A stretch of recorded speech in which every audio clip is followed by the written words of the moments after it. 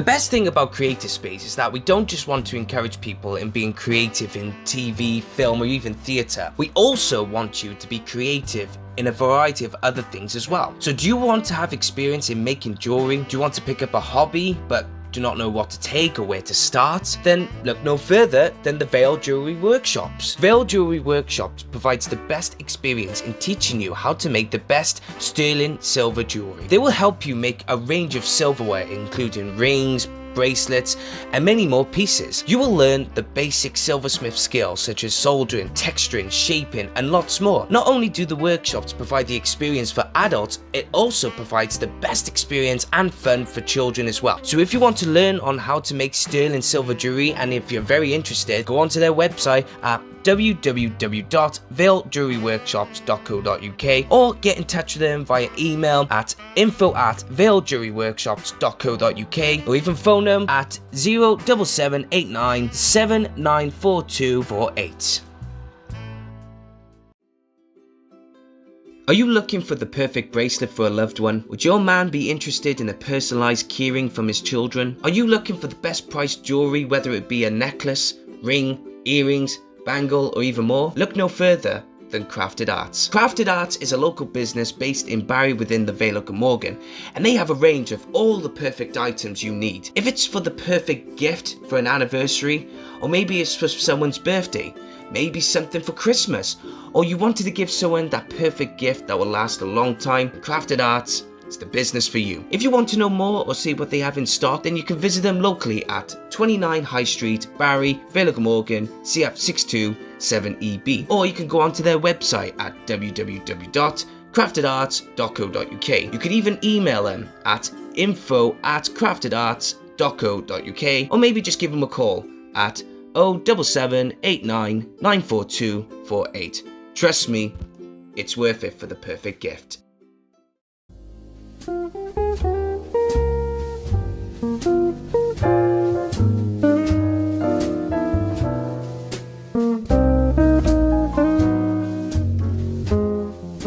Hey guys, how's it going? I am back. Rhys is back on Creative Space Podcast once again for you guys to have a brand new episode for you on YouTube, Spotify, and all our other podcast platforms. Today's guest on the show is a singer-songwriter. He has been nominated for an Oscar for Best Original Song for his contribution on The Horse Whisperer, and also he collaborated with Alison Moorer. It's none other than Gwil Owen. Gwil Owen and I also talk about his Welsh heritage. That was a really fun topic to discuss, and we talk about loads of things, a lot of things as well. So without further ado, let's get on to it. It's me and Gwil Owen on Creative Space Podcast.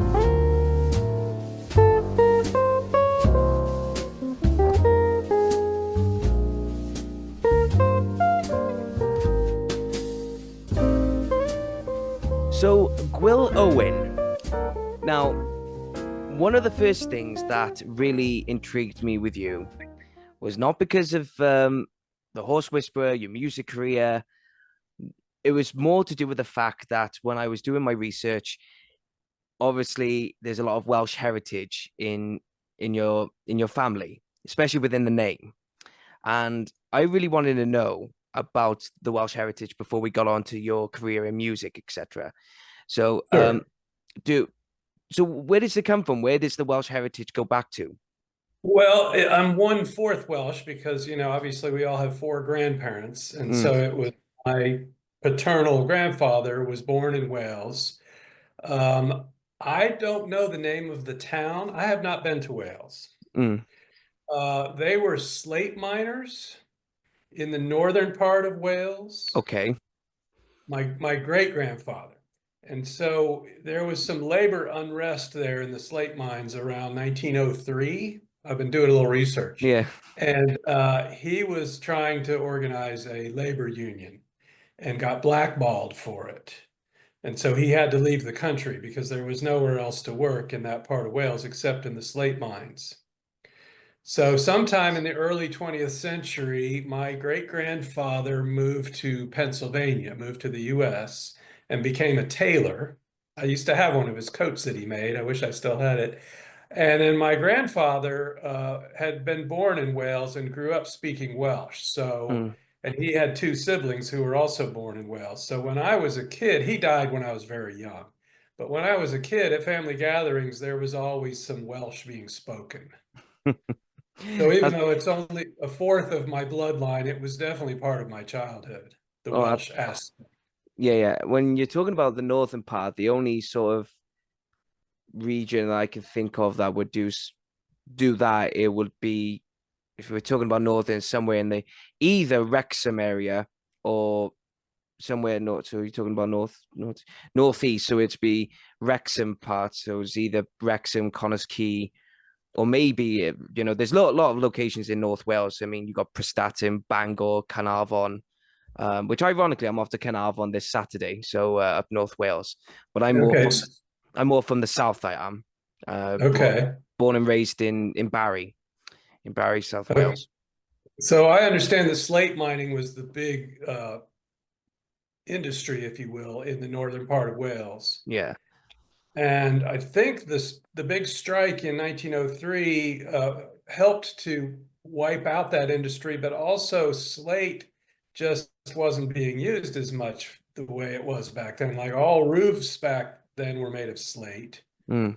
And, it just asphalt shingles came along and slate, we still use slate, but not the way we did back in the 19th century. So that industry kind of shrank. Yeah. I'm just having a look now. Um, there's right. So it's not going to be in the Wrexham area. It's going to be in the northwest part. So it's going to be in either what the names are called Llechwedd or Llanfair Pwll Gwyngyll Go Gerrit Chwyn Drwba Cansilo Go Go Goch. Or yeah, so it's around that area. So around about Porthmadog or Llanfair area. Um, Somebody said Corwin. what Corby? Conwy? Conwy. Yeah. So that's a bit further. That's more. So yeah, it's still the same part, but it's a little bit further up. So Okay. it's more near Prestatyn. So if you go Wales and you're at the very north coast, All right. Conwy, I think is not far from Prestatyn. There's going to be a lot of Welsh listeners who are going to be like, Rhys, Yeah, they're come on, going to man. correct you. Yeah, That's okay. Conwy. We're just talking. Yeah, And I don't know that that was the town, but one of my relatives suggested that they thought that was it. So I yeah. don't know. But But the only Welsh word that I learned, and I won't be able to pronounce this right, but do you know what Kaidigig means? Kai de, yeah, Kai de gig, yeah, as the insult, Kai de gig. Well, it was like a kick under the table, like stop talking, you're putting your foot in your mouth. Mm, Don't talk about that. That was something my grandmother would say to us, "Kaidigig," and it yeah, meant yeah. shut up. That's Oh my no, only Welsh word. So, yeah. but it's Just handy. It's a handy Welsh word. oh yeah, absolutely. I just had a double quick check as well. Yeah, Conway is not far from Llandudno, which Llandudno is like the northern. It's the most northern part of Wales. Okay. It's a coastal town and it's not far from there, and it's a beautiful place. It is Llandudno. Uh, We still had family there as recently as the 1970s, okay. but it's just that everybody that knows these things is dead now. Yeah, yeah. Right. I mean, I just have sort of, when I was growing up, I could have asked any number of people these questions, but they're all gone, and Mm, the stories are gone with them, the facts. yeah, So, yeah. but yeah, the Welsh name. When I was growing up, I had to be Gwilym because my dad was Gwil, and it would have been confusing. But as soon as I moved out of the house, I started calling myself Gwil because it was so hard to explain Gwilym to people here in the U.S. Yeah, yeah. People had never heard that name. So I've been Gwilb since I was 18, I guess. And my grandfather went by Billy, Mm, same reason.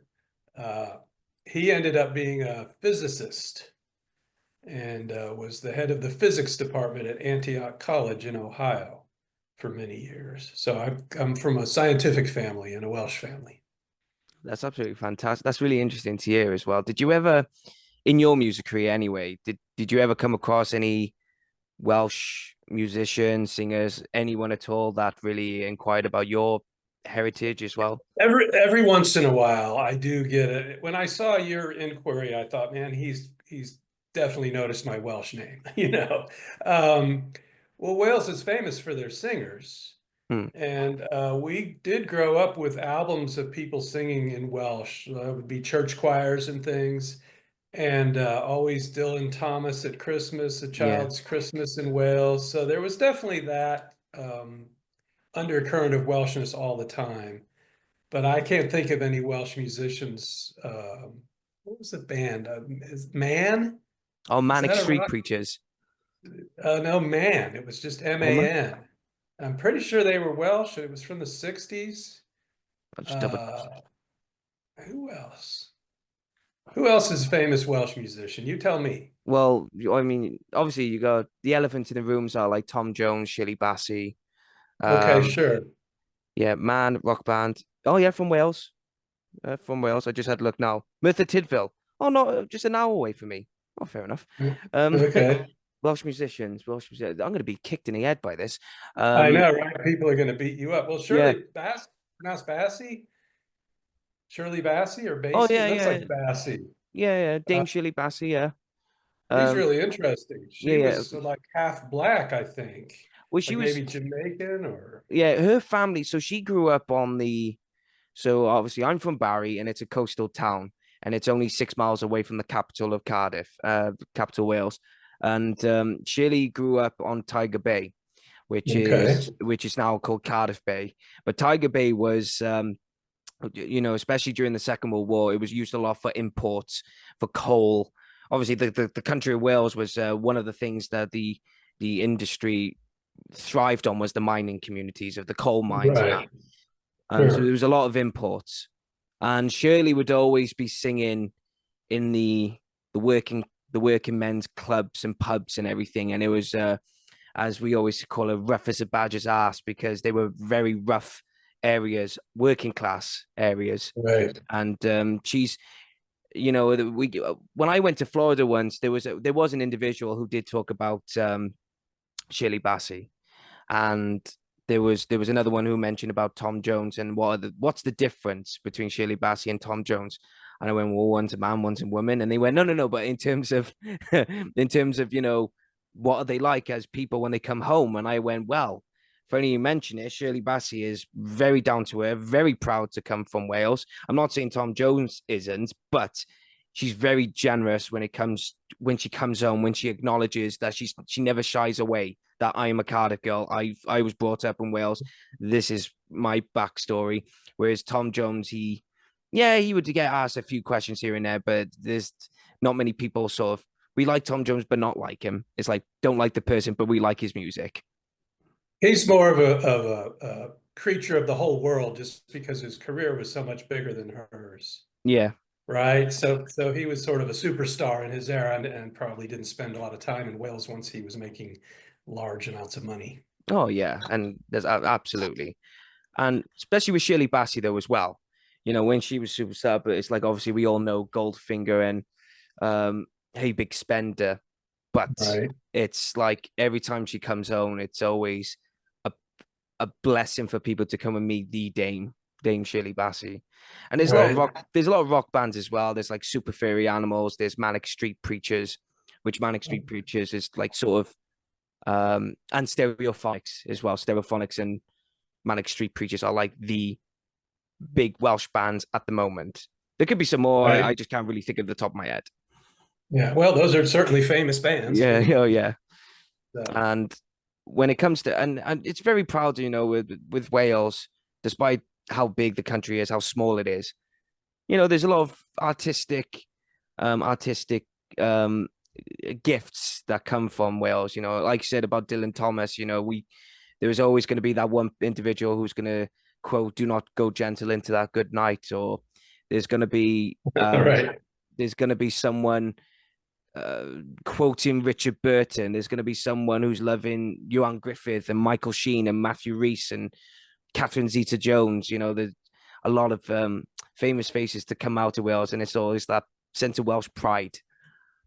Yeah, I forgot about some of those. Yeah, So yeah, well, it's because probably if I hadn't been given a Welsh name, it wouldn't seem as important because again, I'm really only 1/4 Welsh. It's really the name that makes these conversations have to happen. yeah. My grandmother was from the US, from Pennsylvania, and that's where they met. But they met because she was giving violin lessons, and he came to take violin lessons, my grandfather. So that musical thing runs pretty deep in my family. He died when I was very young. Actually, my only memory of my Welsh grandfather is him teaching me on top of Old Smoky on a mandolin. So my only memory of him is musical. Mm. But I was like 3 when he died. So Yeah. Pennsylvania, would it be yeah, because Pennsylvania would be the area where most of the Welsh miners yes, would have coal come. mining was very big there. Yeah, yeah. Because There's there's Welsh town names in yeah, Pennsylvania. yeah. Because it's Uh, all to do with I learned this because of Richard Burton. He was on the Dick Cavett show years and years ago, and he was talking about the Great Atlantic Fault, which is like a stream of coal that go from the Basque Country in Spain up to the valleys in Wales, come across the Atlantic, and come into Pennsylvania. And they always Interesting. yeah, and they always say that if you were to take a Welsh miner from the valleys, a Basque miner from their location, and a Pennsylvania miner from that, if you were to blindfold them, take them to whatever part where the Great Atlantic Fault is, and reveal them, they will know straight away where they are. It's so intriguing. They say how Richard Burton said that is like it wouldn't matter if you took a Basque and put them into a Welsh mining or a Pennsylvanian and vice versa. They will still know it's the Great Atlantic Fault just from looking at the coal face. Yeah, the exact same geology. Yeah. Interesting. When it comes to obviously, we're going to talk about music, and you said there's a musical background as well in the family. Was it always meant for you? Was it always going to be music? Was it always going to be that path for you, or was there another path that could have or nearly? Well, I was not a very good scholar. I did not do well in school.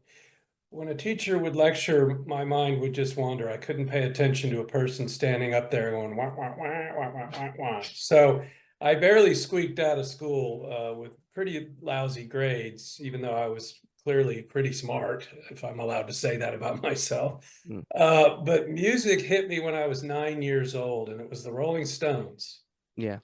And I liked music before that. My parents had good taste in music, and there was always records being played in the house, and I liked that, but it wasn't any sort of a passion until I heard Honky Tonk Women, which was in 1969. I was 9 years old. And something about that record, it starts with a cowbell, and that cowbell just drove me insane. And I just couldn't stop listening to the Rolling Stones. And I bought all of the records that I could get, and they were great records back then. They were in their prime. So I had the passion for music before I had the thought of doing it myself. But then I started wanting to learn the guitar when I was about 13 or 14, and I got real serious about that. But it really wasn't until I started writing songs, and that's really what changed it into an avocation instead of just a fun thing to do. I was probably 17 or 18 when I wrote my first songs. And once you can write songs, you can't stop. You can't really turn that off. They just come to you. And so I've been like that ever since, really. Just songs come to me, and sometimes you have to work hard to make them work, and other times they just fall out of the sky. But you can't really turn your back on it. It sort of chooses you. Mm. So then you hope that you can somehow squeak through life on this because you can't make it stop. Oh yeah.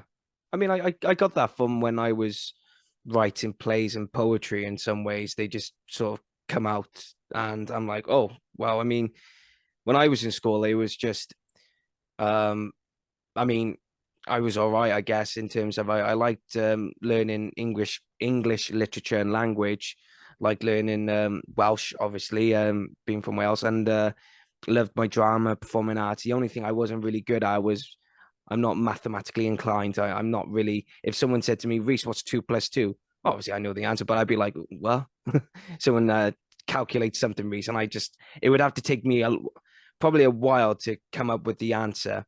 And it goes back a while ago, back when I was very young, when I was um, like 9 or 10.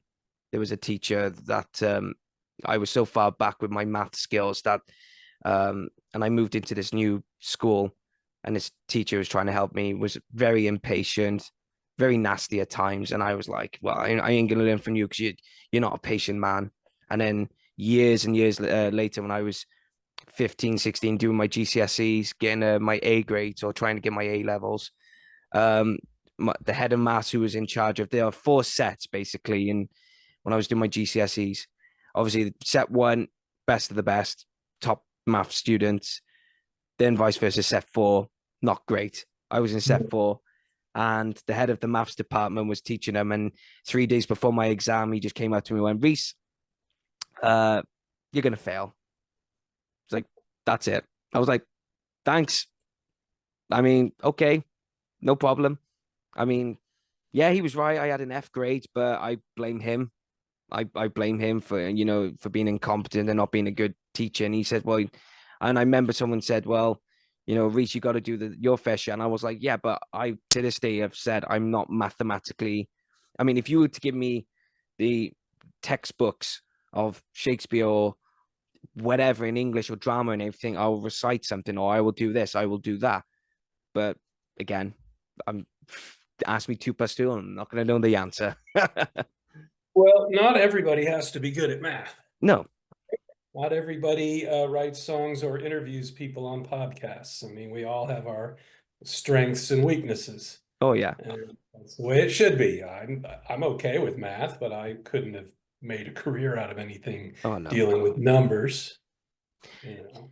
It's just really intriguing because when it's interesting to say that because again, we did GCSE and then A level in the education system in the UK, but so you have an option when you finish your GCSEs, you have an option to go to a college, not like a university type, like a college, or you stay on school, but you go into a group called sixth form, which is basically you're there for 2 years, and then you can have the option to go to university or go whatever. And I always knew I was going to go to university and do drama or script writing, or either one. And but I always resented the fact that the teachers would always say to us, "You got to go to university. You got to go to university." And a lot of the students were very resentful for that, saying, "Well, no, I want to go and do this. I want to go do that." I mean, in fact, I remember we had an assembly with a lecturer coming from Cardiff University to come and talk about this is what we do in this university. And a friend of mine um, completely did not want to go to university at all, just did not want to, but he was forced into this assembly. And the lecturer said to him, "Oh, what do you want to do when you leave school?" And he went, "Leave sixth form, whatever. You're going to go to university?" And he went, "No, I want to go and do this, this, and this." And he was like, and the lecturer was like, "But you could do da da da." And he's like, "No, this is not what I want to do. This is what I want." And I'm like, "Come on, pal, just leave the guy alone. You don't want to do it." I mean, Right. I've always known I wanted to go to university. And I mean, I got 2 degrees out of it, of a lot of productions that I made myself and a podcast and everything. I just wish if the next day I was going to meet my old maths teacher, I'd be like, boom, slam all my achievements and my accomplishments and go, maths didn't help me with that. So thank you very much. When did it or so how did your career start off? What started the ball rolling for you when it came to the Korean music? Well, because it was rock music was what I was most interested in, I had to put a band together. I wasn't ever really interested in being a solo singer-songwriter. Right up the street from me when I was growing up, I heard drums coming out of a house one day as I was walking by it. And so I made it a point to meet this guy. His name was Jeff Finlan. And we became best friends. And he was a great drummer. Even when he was a kid, he's still a great drummer. I mean, he could play with anybody. So I was very lucky in that way. He was the only drummer in our town. We grew up in a very small town. And so the only drummer in town was a really good drummer. And so we tried different things in different cities because we were in Granville, Ohio, which is a tiny little town. And if you wanted to do anything like that, you really had to move to a city. So we moved to Los Angeles, we tried Boston, we were here and there, and excuse me, I had to clear my throat. And we finally decided to try Nashville. This was 1983, so over 40 years ago, and I'm still here. He's long gone. There were three bands that were making waves out of Nashville. I mean, obviously Nashville was known as a country music town, which was never my interest. But there was Jason and the Nashville Scorchers. There was David Olney and the X-Rays, and there was another band called the White Animals, and they were touring all around the country, putting out records and doing things. So we thought, okay, Nashville's got something besides country music. And so we moved here. And I ended up becoming best friends with David Olney. And I thought maybe this was why you were wanting to interview me, was the tribute album I just put together for Dave. He died 4 years ago on stage in the middle of a song, and was probably one of the greatest songwriters of his era, or of any era, and never got the success that he deserved. So I've just finished a tribute to him. It's got not Emmy Lou, it's got Lucinda Williams, it's got Steve Earle, Willis Allen Ramsey, Janice Ian. It's got a whole bunch of really cool and well-known people on it. So that's kind of what I've been promoting these days. Yeah. But so I jumped from one topic to another. Let me backtrack. So we moved here in 1983 and put a band together here and started playing around, and pretty quickly got some things going. There's always somebody that wants to manage you when you're a new band, because it doesn't cost them anything, and you don't really there's no requirement for calling yourself a manager. So we had some shady managers who didn't do much, but I ended up with a publishing company called Bug Music, who were interested in my songs. And then they started a record label, Bug Records, and they signed us to the label. So the band was called The Thieves. And we put out one record on Bug Records in 1989 and got to tour the country with a guy named Jeff Healey, and made a little bit of a dent on the radio, but ultimately it wasn't a success. And the band broke up, we lost the record deal, all that normal stuff. And then my focus started turning more to the songwriting, because people started recording my songs. And there's a woman in Austin, Texas named Toni Price. I don't know who you know over there, but she was wildly popular in Austin, and she recorded a large number of my songs. So I've always had one foot in the Austin music scene. I go down there twice a year and play concerts, and I'm making a record down there. And so I'm probably better known in Austin, even though I've never lived there, than I am here, where I've been for 40 years. Yeah. When it came down to your songwriting experience, and you're gonna go off and contribute with a lot of singers as well, respective in their own careers and categories. There was one little note that I wanted to ask you, and it's the name of Keith Richards just popped up, and and it was to do with the song Deuce and a Quarter, which you've correct me if I'm wrong though, had written with Kevin Gordon, and it was recorded by Keith Richards. I just wanted to know, what was that that experience like in writing the song with Kevin and recording it with Keith Richards?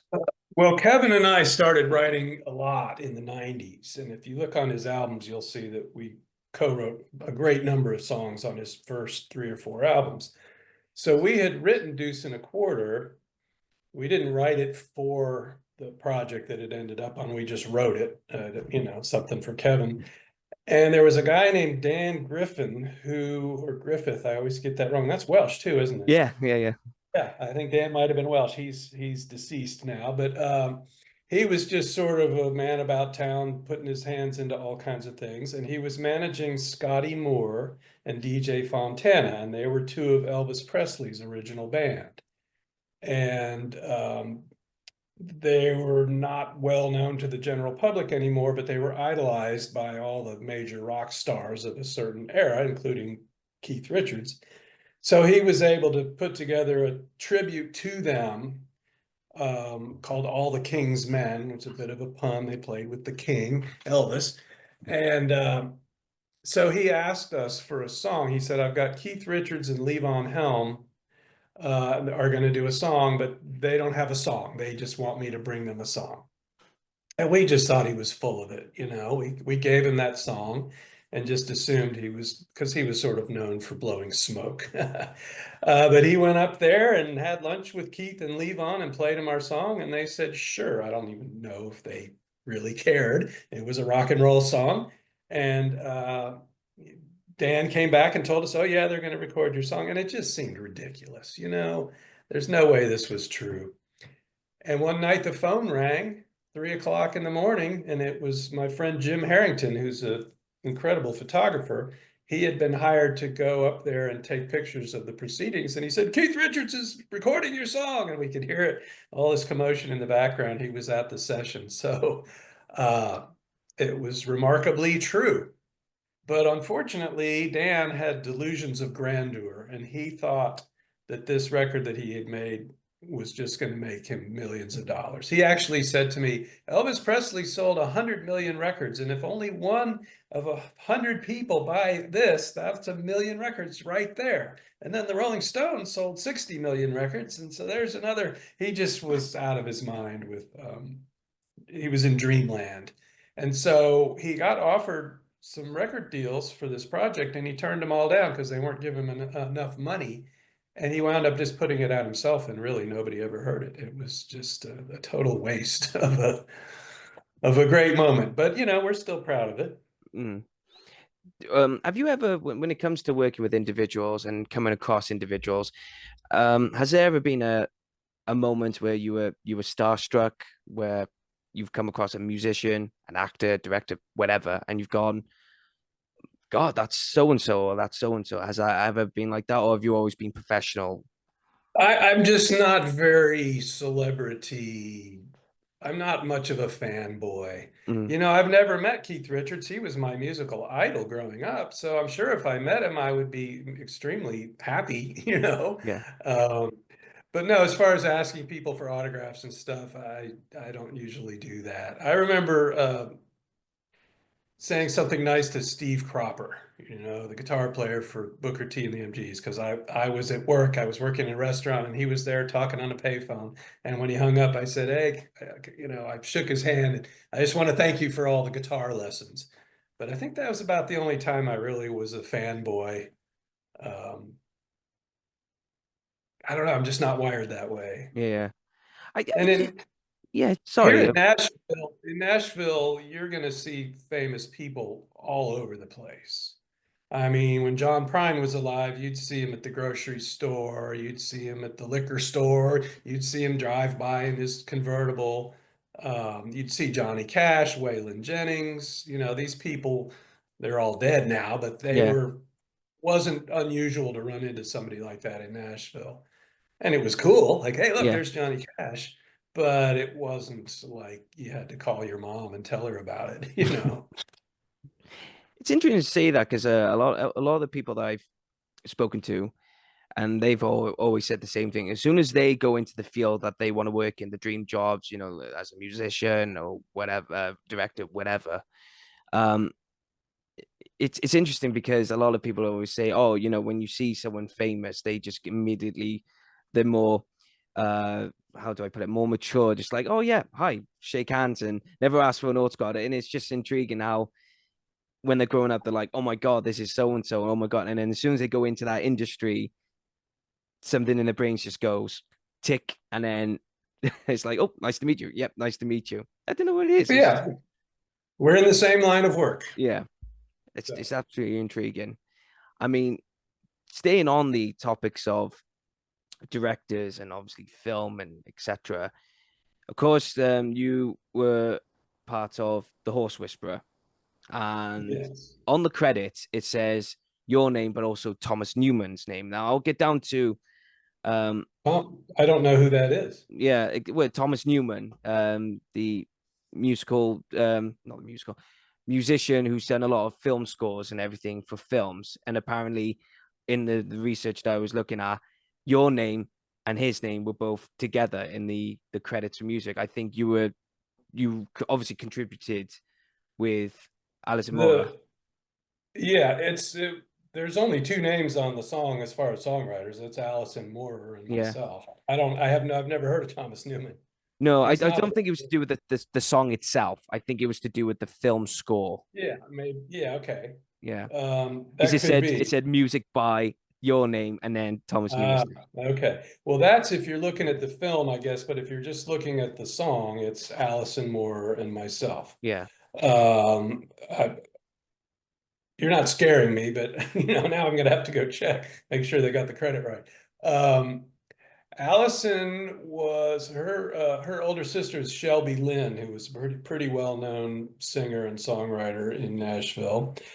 And we met through mutual friends, Allison and I, and she had just the most gorgeous voice. And David Olney and I were writing songs, and we had publishing deals. And when you have a publishing deal, they'll give you a little bit of money to cut demos. Like back then, it was like $200 a song, just almost nothing. So you had to find a really cheap studio, get your friends to play for cheap, and find a singer. But the singer had to be really good, So you had to balance the very small budget with the amount of talent that you needed.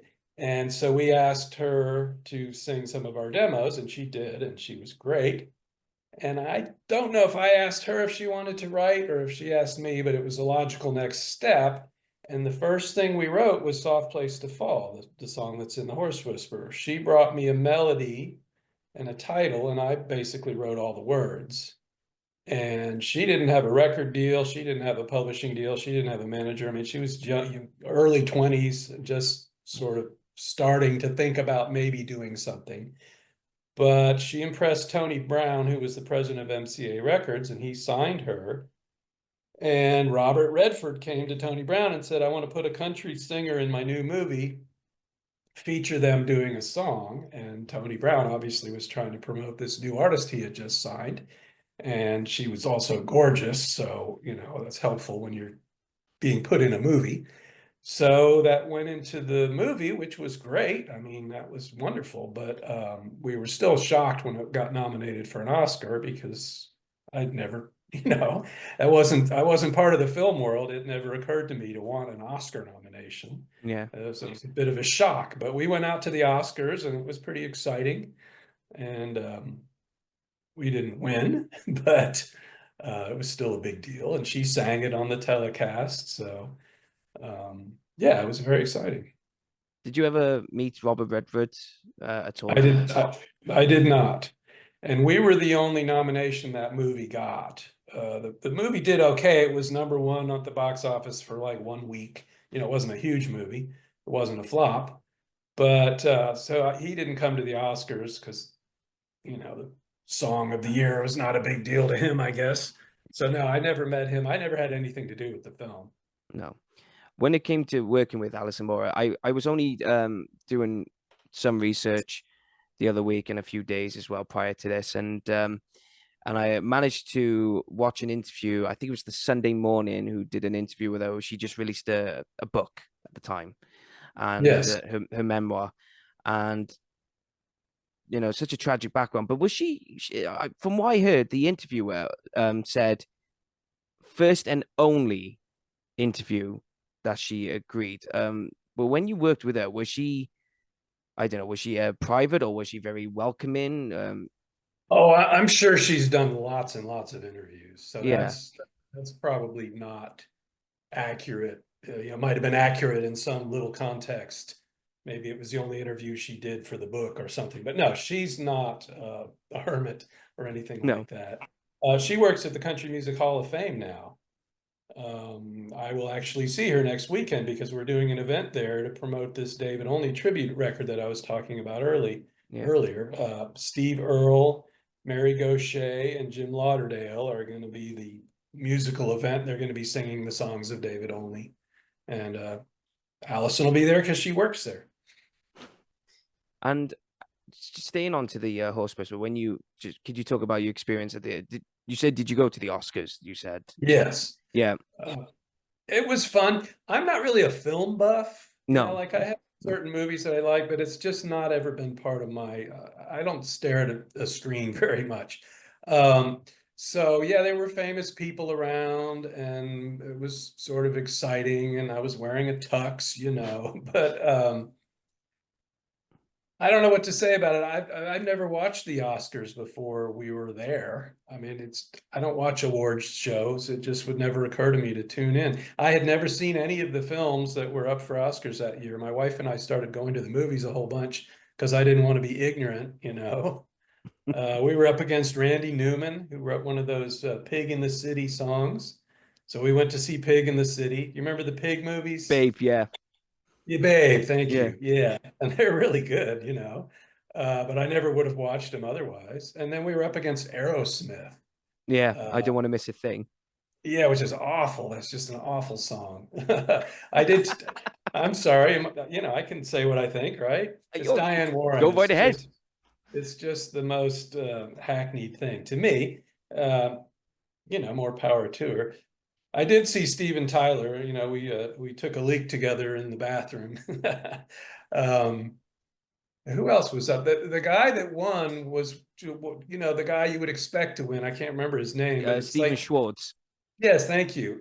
These guys, that's their career, right? Yeah. They spend their whole life writing these songs for Disney. It was like maybe Little Mermaid or something like that. And so it's really their territory. He was the guy that should have won. He's the film songwriter. We were sort of the interlopers Oh yeah. on that. We were the Elliott Smith of our year. You remember when Elliott Smith got nominated for an Oscar? Yeah. It was just, we were the Elliott Smith.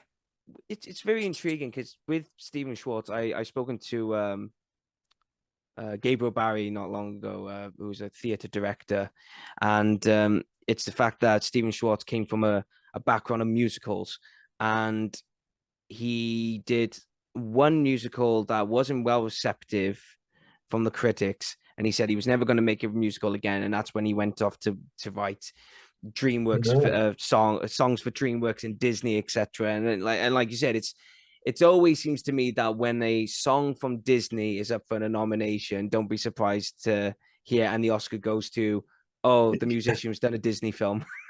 Yes, exactly. Yeah. And we knew that going in. We didn't have unrealistic expectations. But I will say that Allison's record label were completely, they had blinders on. All they could think about was country radio. That was the business they were in, was to have a hit on country radio. They did not promote her.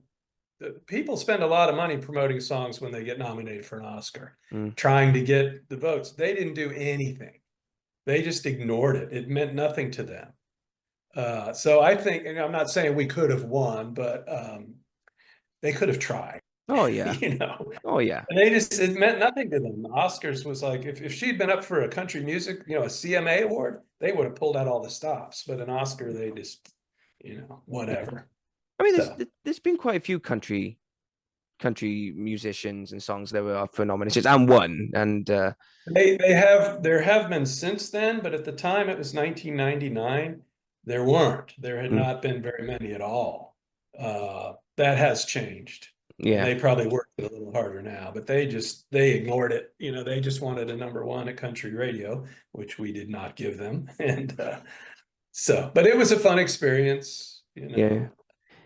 The thing you don't think about is that nobody is picking up the tab, right? Like I had to fly out there, stay in an expensive hotel, all of that stuff.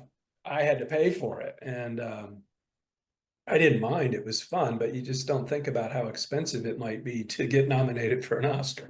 I'll tell you a funny bit about I Don't Want to Miss a Thing.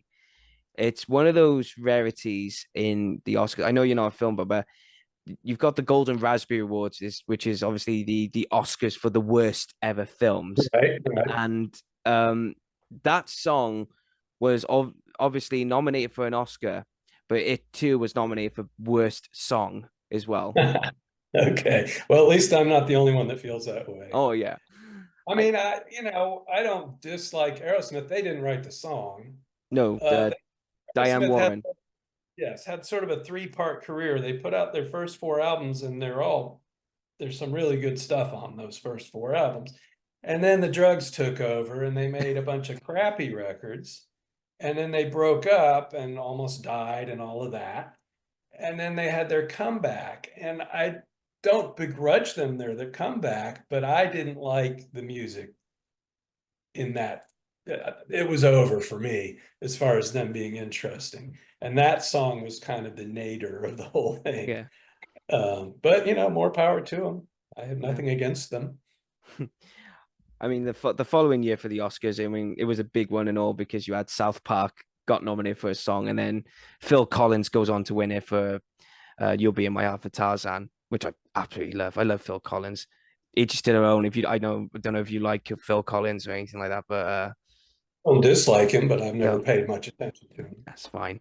Um, but when it came down to how does one, because I just wanted to know, obviously, because you did contribute to the film by writing the lyrics, etc., and the music, etc. Um, was did someone approach you, or was you approached? How Well, does that process work? So, none of it had anything to do with me. I mean, I'm like the guy in the fine print there. It was all through Allison's record label being approached by Robert Redford. I was just lucky. I mean, I did a good job, I felt like, writing the lyrics, but none of it had anything to do with me. It was all about Allison. that's fair enough. You know, Oh yeah, it's absolutely fair enough. Um, well, how does one approach to writing music then? Is it I get a lot of people who, especially in the musical world, who say, "Oh, we write the music first before we write the lyrics." But then there are some people who write lyrics before they write in the songs. What's your approach to writing? well, I've done all of those things hundreds of times. That song, as I said, was Allison.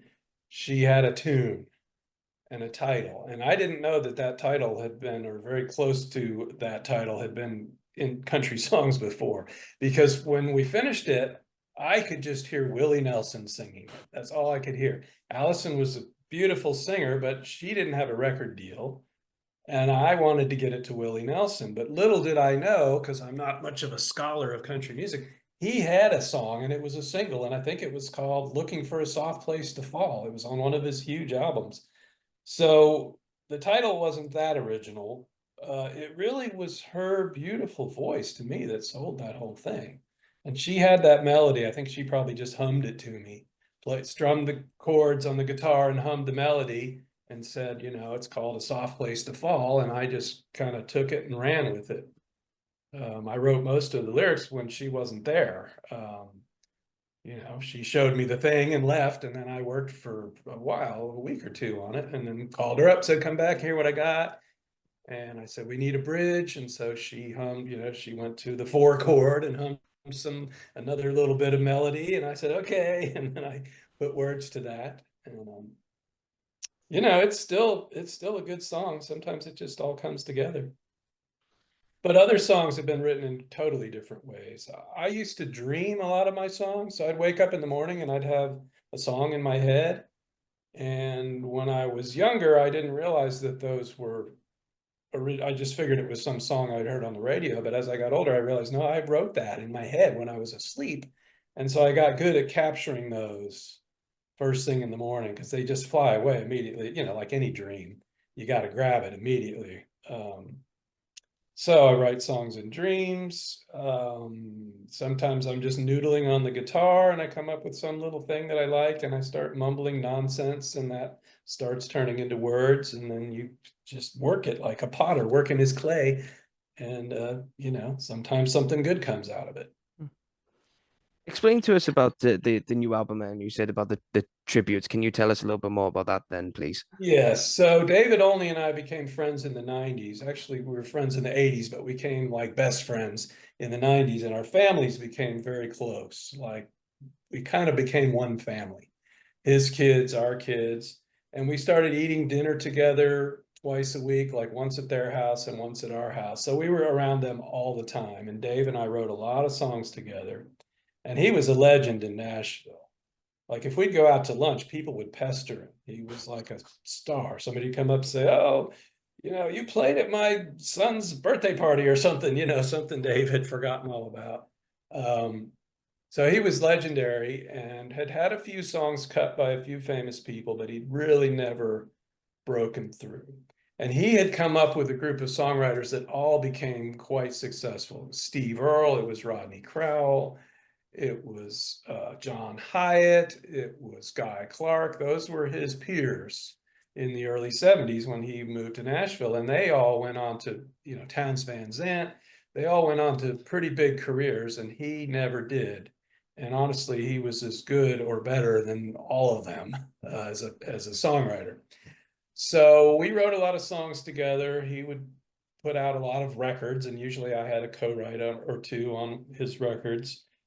And we had talked over the years about how he would never really get his due until he was dead. That it's just the way it goes. When somebody dies, then everybody looks at him differently.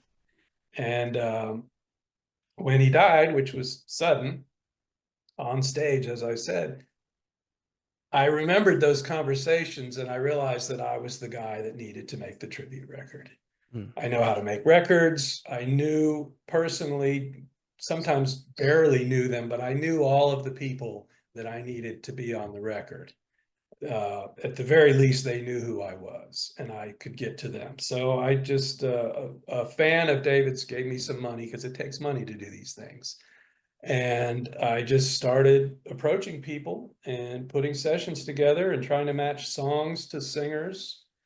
And some unexpected people came along, and then some people that I thought would be on it didn't. The first person who agreed to do it was John Prine, and then he died like immediately after telling me that he would do it. He was one of the first people to die of COVID here in Nashville. So that was tragic.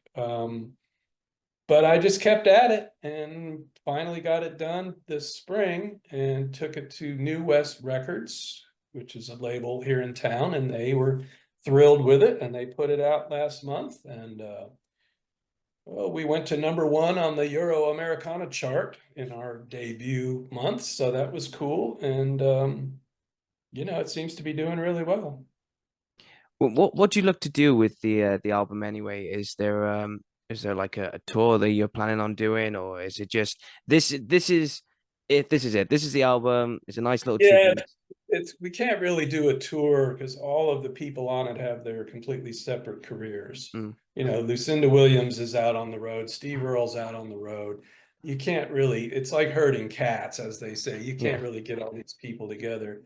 I wish I had a copy to hold up. Can we take a break for a second? Yeah, go for it. Are you gonna edit this? Yeah, not a problem. Yeah, okay. Get a cup of coffee or something. Let me grab the record. No worries at all. The best thing about Creative Space is that we don't just want to encourage people in being creative in TV, film, or even theatre. We also want you to be creative in a variety of other things as well. So do you want to have experience in making jewelry? Do you want to pick up a hobby, but do not know what to take or where to start? Then look no further than the Veil Jewelry Workshops. Veil Jewelry Workshops provides the best experience in teaching you how to make the best sterling silver jewelry. They will help you make a range of silverware, including rings, bracelets, and many more pieces. You will learn the basic silversmith skills such as soldering, texturing, shaping, and lots more. Not only do the workshops provide the experience for adults, it also provides the best experience and fun for children as well. So if you want to learn on how to make sterling silver jewelry, and if you're very interested, go onto their website at www.veiljewelryworkshops.co.uk or get in touch with them via email at info@veiljewelryworkshops.co.uk or even phone them at 07789 794248. Are you looking for the perfect bracelet for a loved one? Would your man be interested in a personalised keyring from his children? Are you looking for the best priced jewellery, whether it be a necklace, ring, earrings, bangle, or even more? Look no further than Crafted Arts. Crafted Arts is a local business based in Barry within the Vale of Glamorgan, and they have a range of all the perfect items you need. If it's for the perfect gift for an anniversary, or maybe it's for someone's birthday, maybe something for Christmas, or you wanted to give someone that perfect gift that will last a long time, Crafted Arts is the business for you. If you want to know more or see what they have in stock, then you can visit them locally at 29 High Street, Barry, Vale of Glamorgan, CF627EB, or you can go onto their website at www.craftedarts.co.uk. You could even email them at info@craftedarts.co.uk, or maybe just give them a call at 07789 94248. Trust me, it's worth it for the perfect gift. Well, it would probably make more sense if I held up a CD. So let me see how I can just put it up in front of my face there. Can you see it? Yep, I can see that. Okay, so it's called Can't Steal My Fire, the songs of David Only. And the artists are Lucinda Williams, Steve Earle, the McCrary sisters, Buddy Miller, the Steel Drivers, Willis Allen Ramsey, Mary Gaucher, R.B. Morris, Jimmy Dale Gilmore, Inanna Kay, Greg Brown. There's a little poem from Dave himself called Sonnet Number 40. Afton Wolf, sorry, I got a cough. Dave Alvin with the Rick Holmstrom Trio, Jim Lauderdale, Janice Ian, and then we have a live track of Townes Van Zandt from 1977 that's never been released. So these are all people doing David Only songs. Yeah. Oh, that's amazing, that is. It's a double album. I didn't mean to make a double album, but at one point I added up my time and it was like, oops, I went over. And so then I had to keep going, you know. Yeah. I couldn't bump anybody off of it. So I just had to keep going and make it a double album. Now I want to make volume 2. It's so gratifying. And he's got so many great songs. Yeah. Well, I was just doing a little bit of research, and apologies, I'm not familiar with Steve Only's work, but it's really intriguing to hear someone like yourself too, because the whole point of the podcast as well is to learn about Sure. other careers. You should definitely check out this record. I think there's just some amazing stuff on it. The rock song that I'm most proud of is called Titanic, and it's by Afton Wolf, who's almost completely unknown, but he's just a great singer. And the song is written from the point of view of the iceberg. Okay. So the iceberg is singing. This is the kind of thing that David Only would do that nobody else would think of. The iceberg is in love with the Titanic and is longing to embrace it. And I don't know, I just think it's tremendous. It's one of the proudest things I've ever been part of, is producing that song. It's somewhat, I mean, I was just doing research then, and obviously the way he tragically passed away was on stage. And it was just, from reading it, he just stopped when he just stopped playing. He went, "Oh, excuse me," from it, and then it was reported that he just closed his eyes and that was it. It was like this. He apologized. I wasn't there. He apologized and he said, "I'm sorry, I don't think I can go on." It was really poignant, and just closed his eyes. He didn't fall. He didn't drop the guitar. He just died right there in the middle of a song. And yeah, I mean, he was an actor. He loved Shakespeare, and he would memorize huge chunks of poetry, like the Rime of the Ancient Mariner and all of this. And it was such a theatrical way to go, you know, because he lived his life on the road. He was a true troubadour and put literally 1,000,000 miles on his cars going to gigs. So for him to just say, "I'm sorry, I can't go on," it was like a magic trick, you know? But it was a shock. I mean, it's a great way for him to go. He was too young. He was 71. He could have done a lot more. But dying suddenly with no warning like that, it's kind of great for the person that dies, and it's awful for the people that love him. You don't have any time to prepare for it. And we were super close, and we're with him all the time. So it was a real shock. But I'm glad that I'm able to introduce his music to the world a little more than he was ever able to do. I mean, somebody's going to have to do this for me someday, you know? So, because, you know, not everybody gets to be successful. And some of us write a lot of good songs that don't get heard. Yeah. The way you talked about it, because going back into like the Welsh themes, there was a comedian called Tommy Cooper, who he was raised in he was born in Pontypridd, he was, and he was a famous comedian, a British comedian, in the 60s, 70s, and I think it was in the 80s, where he was performing at the Royal Variety Performance, and live television. There's like 25 plus million people tune in to watch. Not just him, there's like a lot of acts, and he's one of those comedians that he's so unpredictable, where he would purposely ruin a joke to make it even more funny, or to ruin a magic trick to make it more funny, because that's the type of comedian he was. And he was very spontaneous.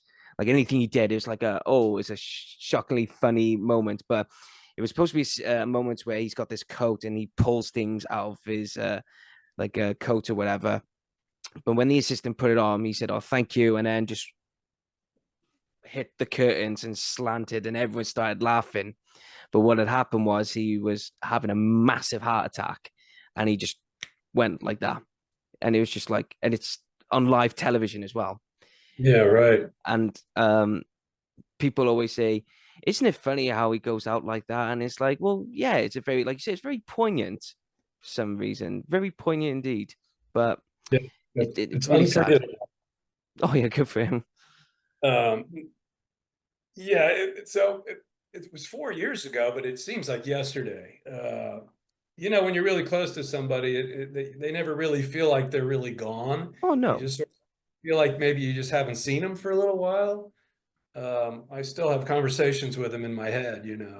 Mm, He was a brilliant man. I mean, he could talk knowledgeably about all sorts of aspects of history and literature and Greek philosophers from the 500 BC to classical music, jazz. He knew everything about baseball, and he just was a really one of the greatest minds that I've ever encountered. So his songwriting reflects that. It's very intelligent and very well done. mm. And he did have songs recorded. Emmylou Harris did 3 of his songs. Linda Ronstadt recorded one of his songs. It wasn't like he never got anything, but he never really could get to play on the big stage. Yeah. Well, last question for you on the Great. podcast, and I really appreciate finding the time to come and speak to me, and I No, really I'm do. enjoying it. And I always ask this question to all my guests, and that question is, how do you look back on your career? Well, you don't want to walk around full of regrets. Like I can think of a lot of things that I could have done better, or maybe I could have seen the situation a little better and salvaged things that went south. But um, I'm proud of my songs. It's really nice for me to go down to Austin, Texas, where people know a lot of my songs. And it's almost weird that they don't know them here, but that's just the way it is. So the thing I'm probably most proud of is, well, right now it's the David Only record, but apart from that, it would be the Tony Price songs. She recorded, I think, 36 of my songs on her various albums. That's a lot of songs. Mhm. And that body of work I'm really proud of, and it has fans, whereas I've made 10 albums that most people don't know about. Can I show one of my Yeah, of records? course. This is my most recent album. It's called The Road to the Sky. I'm trying to get it not to reflect Yeah. Oh, that's there amazing. on the light. So I make these collages. You can see actually this is a great big collage behind me. So I've got this visual art thing that I do also. And so my last few albums have had my collages for covers, and I sell a little bit of it. And sometimes I set up my artwork when I'm playing a gig and sell a couple of pieces. Mhm. Something else I'm into. You asked me about looking back. Well, I mean, I'm a pretty happy guy. I've got a great family. I've got 2 kids. Our oldest daughter has turned into an amazing songwriter and guitar player, so I'm super proud of her. Um, I enjoyed producing this record, like the actual musical producing part, as opposed to the producing of just putting it all together.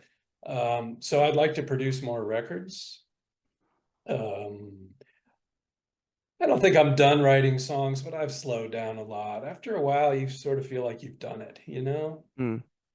Bob Dylan keeps cranking them out, and he's still brilliant, but Most people just kind of feel like they've said everything they have to say, and I might be there, I'm not sure. But yeah, I'd like to keep working in the studio producing. So we'll see what happens. Thank you guys for tuning in to the Creative Space podcast channel. Make sure you like, share, and subscribe to the channel so you can be notified for more content in the future. Thank you once again.